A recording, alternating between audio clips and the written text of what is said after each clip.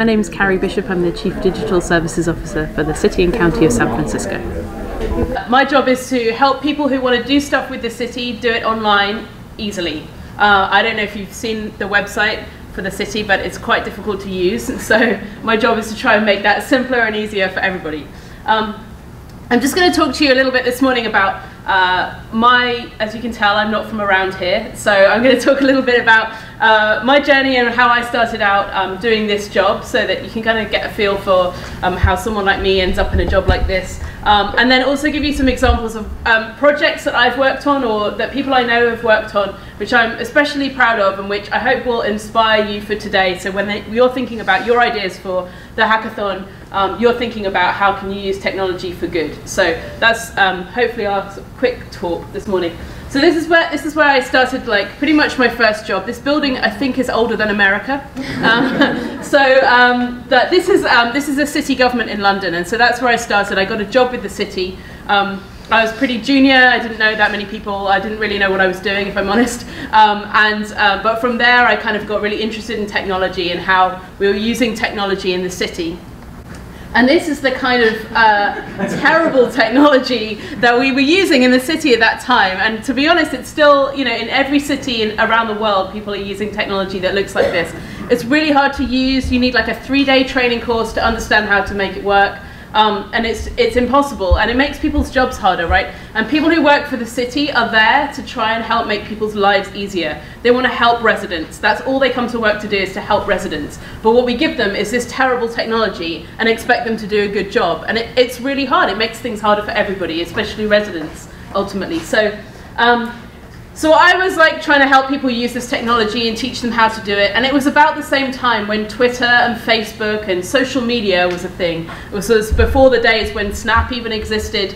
So it was all very, very new. And I was thinking, wow, this technology is so cool. How come I can't use it at work? How come I can't use this kind of technology to help residents? Why is it that we have to use this awful, awful stuff? And I was thinking, no one's ever given me a training course on how to use Facebook. Like, I just know how to use it. And so why is it that we have to train people in this technology? Because it's so difficult to use at work. And so I started to see lots of people, they know how to use technology at home, and then they come to work and they're like, I hate technology. And I'm thinking, that's crazy. Like, why is it like that? So I started to think, how can we make this different? And the great thing about Twitter and social media and all of these things is like kind of opens up the internet for everybody. But the problem is that the people who are making it aren't connected to residents, right? They don't understand what some of the problems are in the world. They're not there to try and fix those problems. And so I kind of tried to make it my mission to say, well, we have this cool, awesome technology, but so far it's being used to make money. How can we use this cool, awesome technology to make change, to improve lives, to make things easier for people? And so I started a company with a friend of mine. So that was the next big thing for me. After working for the city, I left my job. I started my own company. It was very small. There were just 2 of us. We were kind of like, we didn't really know what we were doing. We'd never run a company before. It was really difficult. We had lots of things to learn. But eventually we grew that company. We ended up with about 40 or 50 employees. We worked all around the world.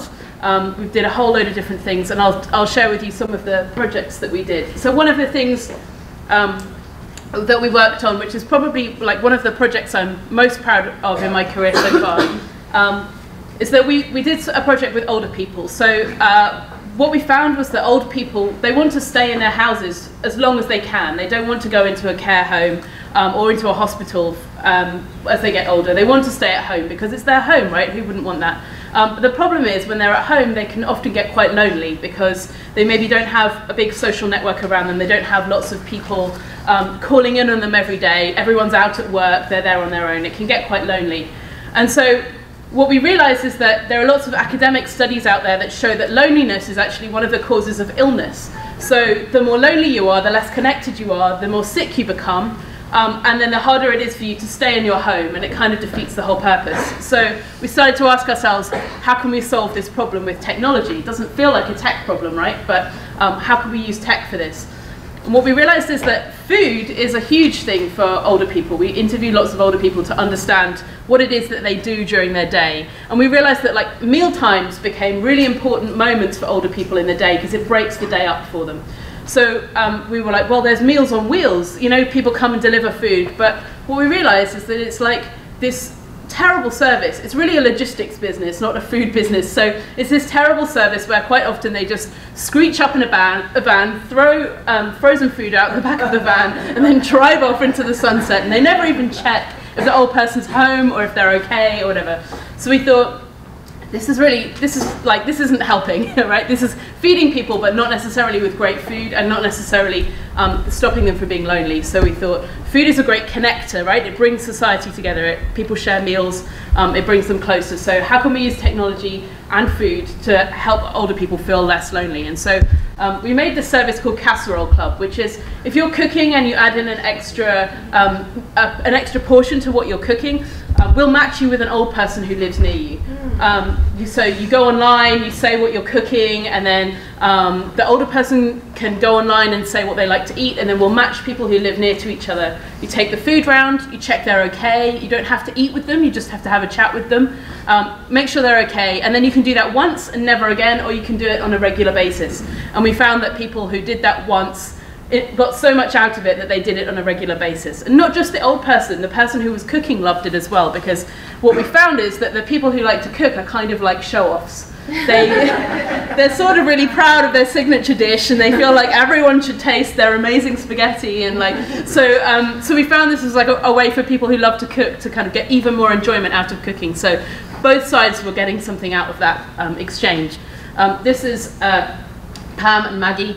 They're our poster girls for this project because they were actually, Maggie was cooking for Pam for about 3 years. So they had this relationship, and what we realized was that they were actually best friends by the end of this. So what we thought we would be bringing lots and lots of people together in these kind of very kind of almost shallow friendships where people would exchange meals, but what we learned was we were actually making best friendships, and we were bringing people together. And this for me is like one of the projects I'm proudest of. There's thousands of meals have been cooked, hundreds of older people have been helped in the areas where it's live. And so this is an example of where what doesn't seem like a technology project actually turns out that tech can be that thing that brings people together.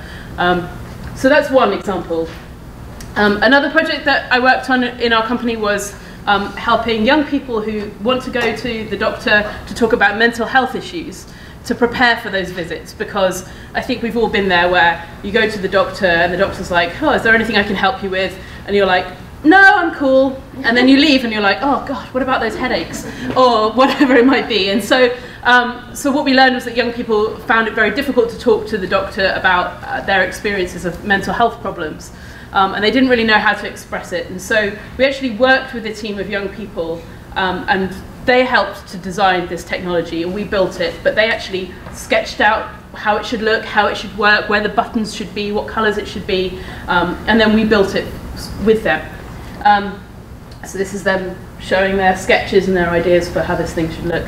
And basically, you build a checklist, so you kind of select different things that you want to talk about, and then it creates a document that you can take with you. And we thought, right, this will be an app, yeah, because everybody wants stuff on their phone, and that's the young people we spoke to, and maybe this is British young people, so I don't want to make too many generalizations here, but they were like, you can't take your phone into the doctor's, that's rude. And so they were like, we don't want an app, it's not the right thing to make. So instead, like, give us something that we can print out at school, and then we'll take it with us to the doctor's. And so that's what we made. It also worked, coincidentally, it happens to work well on a mobile phone, but the real aim was like to make this thing that prints out. And so again, thousands of young people have used this. Even in the areas where we haven't really kind of promoted it, people have found it helpful, and we often get contact from young people who are saying, thank you so much, this really helped me figure out how to talk to my doctor about the problems that I'm having. So that's another great example.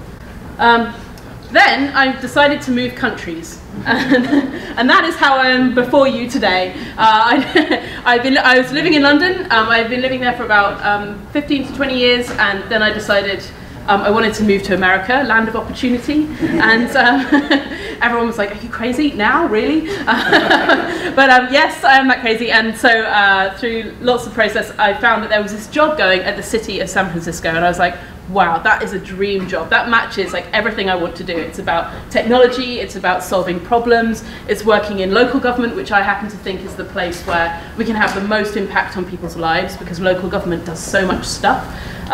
So I was like, cool.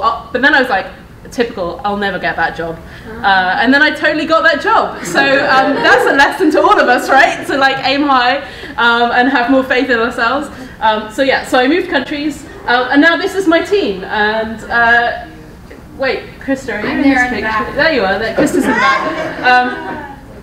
So what's awesome is that I get to work with this great group of people who are at the city. So it's not just me, right? It's easy for me to stand here, but like there's a whole bunch of other people in the city who are working on this stuff, who are using technology to improve things. And so I'm going to give you 2 quick examples of projects that we're working on in the city right now to help improve people's lives using technology. So the first is helping people find a place to live. As you know, it's hard to find a place to live here in the city, especially somewhere that people can afford to live in, because it's expensive to live here. So we made this service that makes it easy for people to apply for housing online. So they can apply to get an affordable home online. Previously, they had to do this process by paper. So they had to fill out several application forms and then stand in line to turn in their form and then kind of wait to hear back. And sometimes it was difficult for them to hear back. And so we thought, what if we made this an online process, like just as easy as buying something on Amazon. So that's what we did. We made it super easy to do, and a whole team of people worked on this. And they made like a listings page, they made it easy to apply, and now something like 85% of all of our housing applications are done online. So this is a real change to people's lives. They don't have to stand in line around the block anymore to turn in their paper. They can do it at home, which is really important because not everybody can spare the time to go and stand and wait in line, right? So making things digital is really impactful. And then the other thing, which is like very much relevant right now, is, and I'm super proud of the people who've done this. So we're helping our neighbours in the North Bay by helping them map out where fire is happening right now, to help them understand where they can find shelter and where they shouldn't go, like where the evacuation zones are. So this is happening right now, and there are people from the city of San Francisco who are helping to build this technology.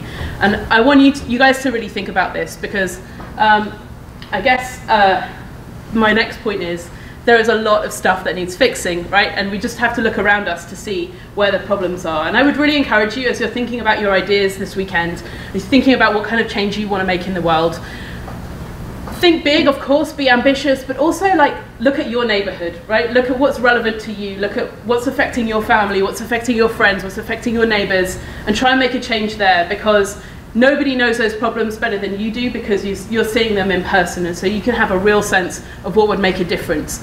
There's lots of stuff to fix, and it might be something to do with like recent events, or it might be a problem that you've noticed in your neighborhood for a while, and you finally get the opportunity to work on it. But I would really encourage you to think about things that mean something to you, because that's the stuff you'll get the most passionate about, and that's certainly true for me as well. Most importantly, have fun this weekend and make some stuff. Don't just talk about things, actually start making them, whether that's in code or whether it's just sketching things out in paper, whether that's building stuff with bits of paper and blocks, like whatever it is, make something. Don't just talk about it, actually physically make it, because that will help kind of realize things for you.